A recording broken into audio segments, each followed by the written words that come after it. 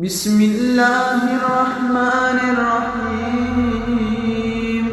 اللهم صل على محمد وآل محمد. اللهم إني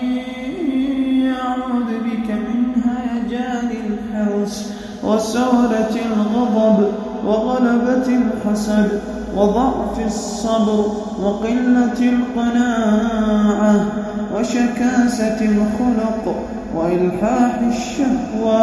وملكة الحمية ومتابعة الهوى ومخالفة الهدى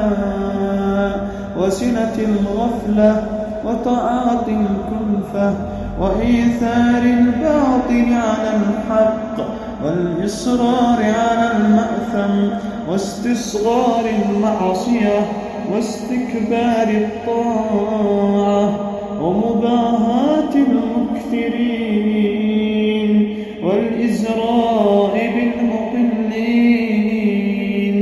والسوء الولاية لمن تحت أيدينا وترك الشكر لمن اصطنع الآلفة عندنا أو أن نعبد ظالما أو نخذل ملهوفا أو نروم ما ليس لنا بحق أو نقول في العلم بغير علم ونعوذ بك من أن ننطوي على غش أحد وأن نعجب بأعمالنا ونمد في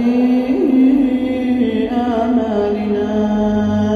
ونعوذ بك من سوء السريرة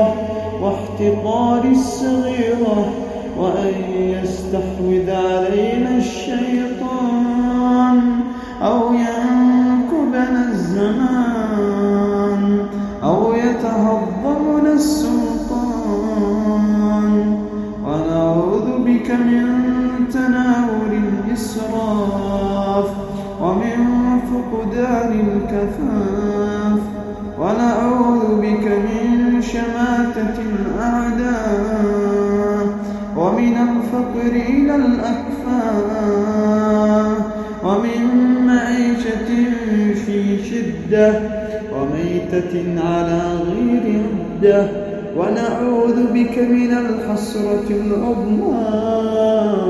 والمصيبة الكبرى وأشقى الشقاء وسوء المآب وحرمان الثواب وحلول العقاب. اللهم صل على محمد وآله وأعذني من كل ذلك برحمتك يا أرحم الراحمين وجميع المؤمنين والمؤمنات يا أرحم الراحمين. وصلى الله